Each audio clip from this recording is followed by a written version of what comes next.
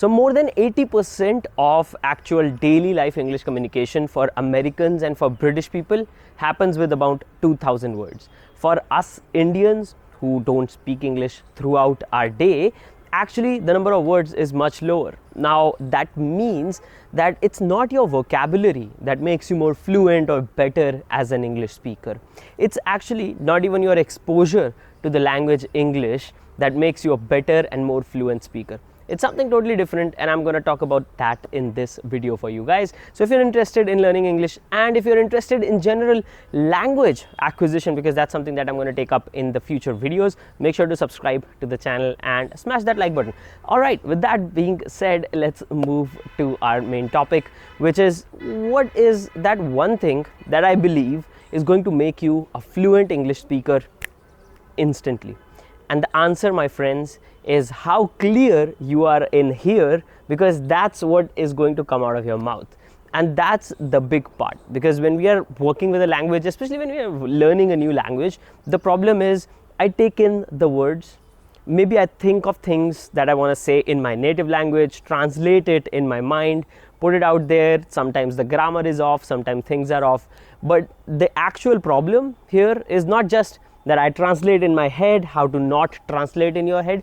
The actual problem is that I'm not clear about what I want to say. I'm not exactly clear about how I should communicate the point that I want to put across. And that means the actual process is going to be slightly different than just practicing your basic English or practicing your speaking skills or practicing your listening skills. As I've also communicated in the other videos, they are what I'd call as maybe we are actually working on the fever or on the symptom itself. Right now, what's the underlying cause of those symptoms? And the cause is that we are not clear in our head around what we want to say.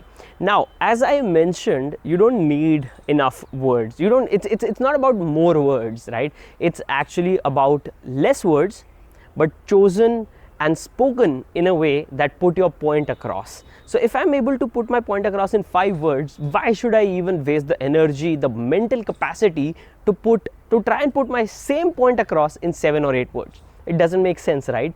So what we want is clarity of thought and clarity in our mind about what we want to say. How are you going to achieve that? That's the quick question, right? So there are multiple ways to actually do that. One way that I can tell you is expose yourself to non-fiction writing. So non-fiction English writing is what, so I'll maybe take a step back. Let's maybe talk about why not fiction English writing. So when it comes to fiction, the focus is on a lot of emotions. The focus is on, sometimes is also on using specific words to evoke specific emotions. So if you expose yourself to non-fiction English writing, that's where you'll find on-point words, and you'll also find words that are more apt to whatever that topic is about. So for example, a business non-fiction book is going to have a lot of vocabulary that's like business-like or business-minded, right? Profit sharing, ROI, and all of those kind of words, which you might not find in like a fiction book, or maybe a book of a different topic. So pick up non-fiction works in your own field. So let's say you're an engineer, or maybe let's say you're a business consultant for the matter of fact, or you want to get into business. So you should pick up those non-fiction books and see how the sentences are actually put there. Now just reading more on those specific topics is going to open up a huge world for you to actually speak better English. Newspapers is another big one. I do understand that they're outdated. A lot of people don't like them. It gets boring. But if you're reading news, avoid online blogs, because they tend to use those flashy words for the headlines and whatnot. But newspapers are actually supposed to cater the masses, and masses don't need as many words. Masses don't need as much of flashy vocabulary as online blogs use. So pick up your usual newspapers, spend 5-7 minutes to see how the sentences are constructed, and you don't need to deliberately work on those specific things. You can just read the newspaper and you'll get your information, and that's going to be a big one in all of this. Next one that I can suggest is actually reading and exposing yourself to a lot of different things and trying to connect those thoughts in your mind before you speak. And that's extremely important. A lot of us, when somebody else is speaking, especially in a conversation, we start to think, this guy is saying this, मैं क्या बोलूँगा next, right? What am I going to say next to this person? And rather than listening to what that person is saying, we are actually in our own thought process. So we want to get a little bit away from that while keeping some semblance of that anyways in our mind, and we want to think before we speak. And a quick tip that I can give you with this is, a lot of people feel that those silent periods, so for example, if I'm thinking right now in this very video, because I don't have a script, so I'm thinking off the cuff here, if I give this kind of a pause, it's probably a couple of seconds. Internally it felt very uncomfortable for me, but for you guys, you see, this person is thinking before speaking, so he's intentional about this conversation. Maybe not the right context in a video, because in a video you'd expect the person to have the thoughts already cleared and gelled out, but you get the point, right? In an actual conversation, watch, let's say, maybe actually I can give you a great example of this. Watch Elon Musk's interviews. See how he gives a slight pause before he answers. He recollects his thoughts. He forms those thoughts into probably actual sentences in his mind, or how he wants to structure those things, and then he puts it out in one single flow. That's a sign of an intelligent person who's interested in what comes out of my mouth should be quality. It's not about quantity. And you can only do that if you're clear in your mind, and if you have a varied exposure to different types of information, and then you're able to converge those thoughts onto something. And one of the things that can help you is taking long walks. Taking long walks generally, and just thinking about whatever you've been reading about, what's in your mind, different types of conversations you've been having. Maybe let's say you are supposed to meet a friend in a few days, and you're going to have one specific conversation with them.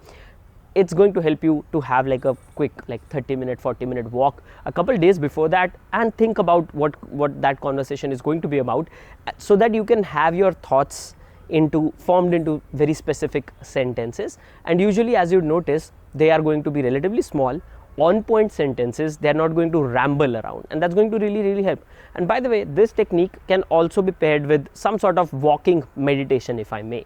And walking is one of those things that a lot of intelligent people, a lot of extremely successful people have used, and they swear by it, that it allows them to take their ideas and form them into concrete thoughts and concrete things on paper. A lot of these people who go on these meditative walks, they carry a small notepad, like this small notepad, in their pocket, and a pen as well, so they can just filter out those thoughts as well. So these two things are going to be the big ones. The third one that I can tell you in this case, make sure to smash that like button before I go to the third one. But I do think the third one is extremely important. That's, nobody gives a shit. Nobody gives a shit if you know a very specific impressive word or not. People do care that whatever you are saying, are you making sense or not? People do care about that. So that means everybody is usually into what? They're into their own heads, and they care about the conversation, not how you are structuring things. So if you don't use those huge ass words, it's fine. It's going to be 100% fine. So your focus, instead of vocabulary, should be, how do I put my thoughts across in the minimum amount of words possible.